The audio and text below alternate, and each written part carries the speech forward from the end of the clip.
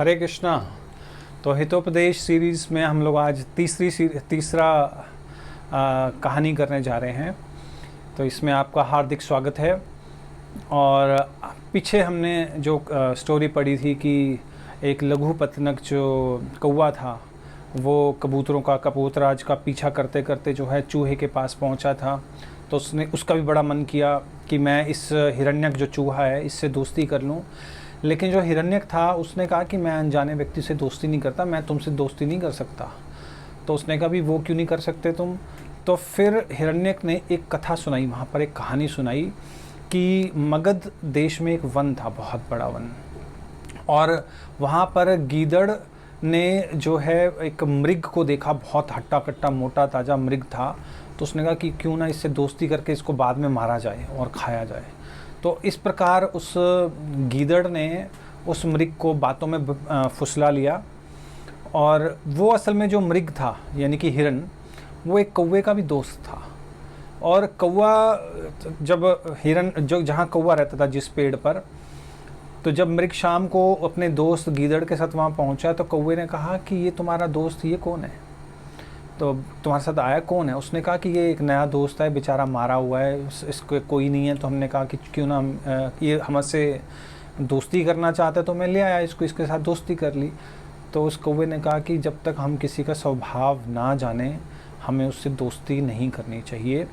क्योंकि एक बार जो बिलाव के कारण एक बूढ़ा गिद्ध जो था वो मारा गया था।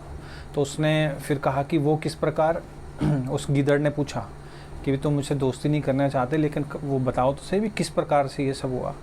तो फिर वो कौवा जो है उसके मैंने कहानी के अंदर कहानी चल रही है, तो वो कौवा एक कहानी बताने लगा कि क्या हुआ कि एक बार गंगा जी के किनारे पर एक वन था बहुत बड़ा, और एक बहुत बड़ा पेड़ था।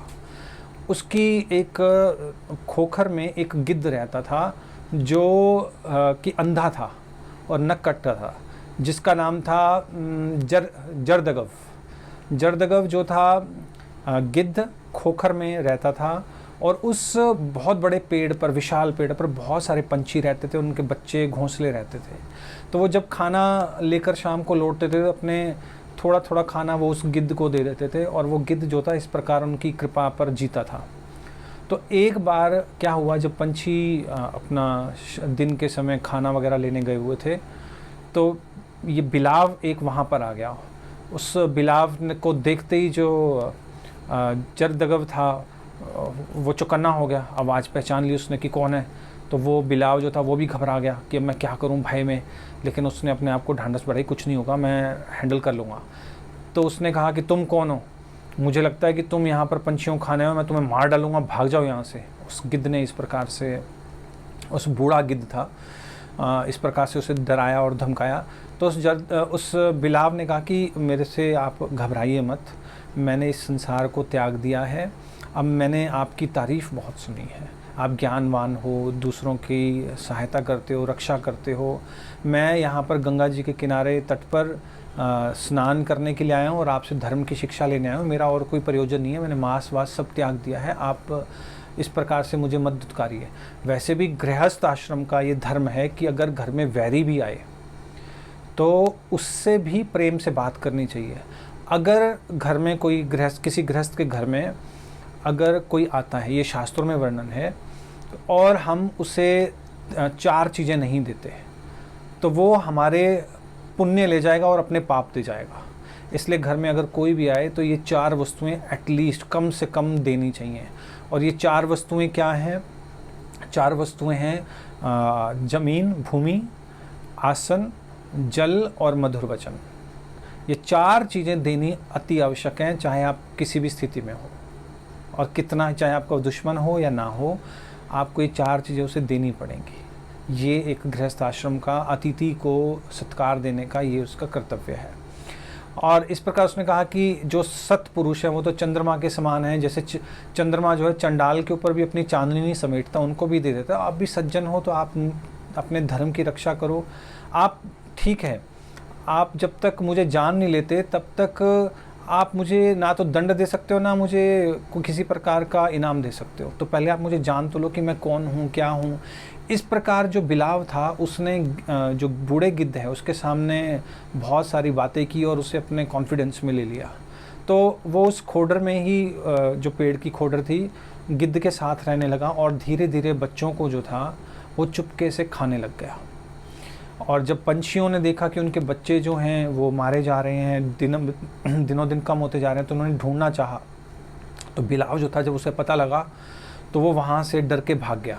लेकिन जब खोडर देखी पंछियों ने तो उसमें हड्डियाँ पड़ी हुई थी।